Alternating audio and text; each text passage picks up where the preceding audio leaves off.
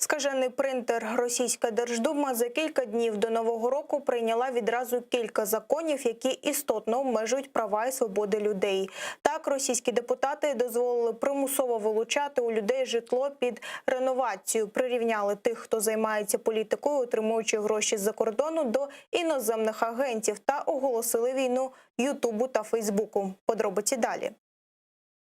Тепер з подачі російських депутатів можна примусово вилучити житло під реновацію, навіть якщо будинок не визнаний аварійним, але потрапляє в план розвитку території. Вилучення відбуватиметься за рішенням суду. Позбутися таким чином можна не тільки квартир, а й приватних будинків і дач, якщо, на думку чиновників, територія навколо них не облаштована. Правозахисники визнали цей закон таким, що загрожує праву на приватну власність, а примусове вилучення назвали репресивним.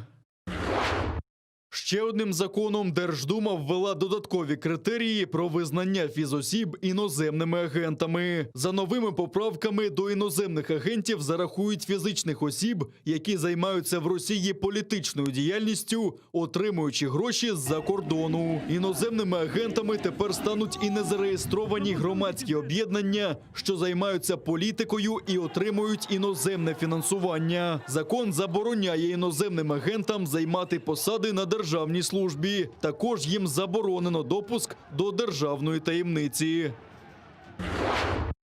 На один крок ближче до суверенного інтернету. Російські депутати оголосили війну Ютуб і Фейсбук. Вони дозволили Роскомнагляду блокувати ці ресурси, якщо вирішать, що якісь матеріали російських медіа не публікуються цими веб-ресурсами або знижуються у видачі. Варто будь-якому пропагандистському ЗМІ типу Russia Today або РІА Новини подати скаргу в російську генпрокуратуру, і жителі Росії позбавляться доступу до найбільшого відеоресурсу та найпопулярнішої соцмережі.